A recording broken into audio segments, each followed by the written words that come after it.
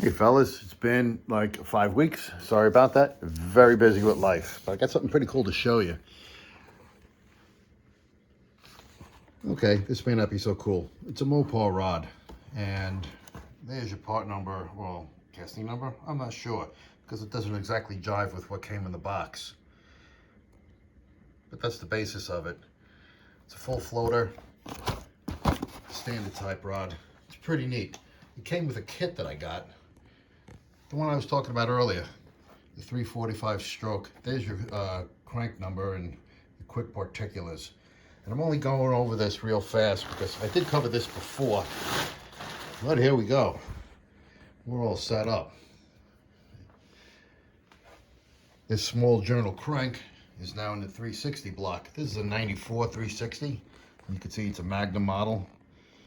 The thicker bosses and the little spots for your spider to put down. You're saying, how the heck do you get a small journal crank and a large journal block? Well, you go to Ramracingengines and talk to Bill Richardson, and he gets you these really cool spaces. You can see them right here. And that spacer just pops right in. This pops in it. Even for the rear seal, you can see it right here. You can see it on top a little bit. And that's pretty cool because now you could use that small journal crank in a big journal block like this. Yeah, I'll give you the part number for the Pistons. You'd be lucky to find them though. I don't even know what the specs are in these, but with a 3.45 crank, you're gonna have, you guys are gonna have to do the math. This is a standard deck. It's only been cleaned up and that's it. Pretty generous release. I don't know how many cc's they are, but I bet 6 cc's, I guess. I don't really know. So I'll flip this over real fast. And there we go. So you got the equal rods in there. There's not a heck of a lot of work done to the crank. Some, but I mean, not a crazy amount. Okay, I guess that's a little crazy. That's what it took to balance it. Got the eagle rods in there, and don't you guys forget, well, you new guys. Now here's your oil filter. That's where that goes.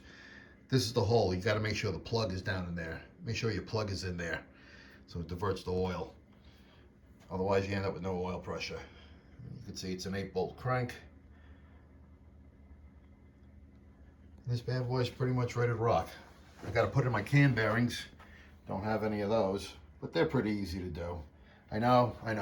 Should have been done before the block was assembled. And I agree. But, you know what? I've done this before. It's really just an annoyance. So there's a quick update for you. I'm going to get the flashlight, shine it in. This way you get a little bit better of a look. Who doesn't want a better look, right?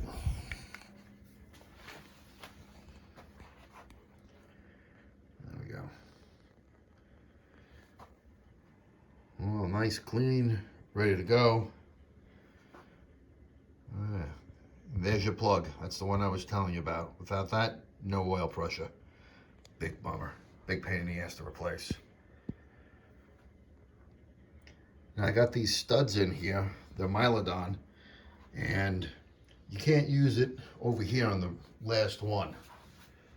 That stud sticks up so high, you can't get the oil pump to sit on it, so I'll have to get a bolt to replace that. Generally speaking, it's not a big deal, but when you don't know, oh boy, that's annoying. You might also want to open this up.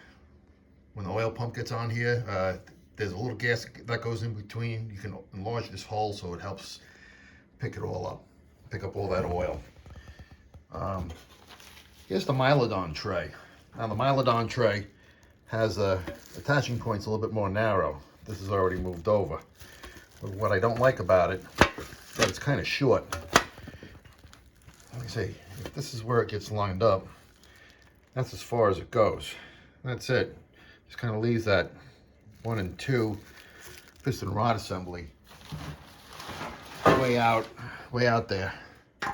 Here's the Mopar one. I'll have to modify it.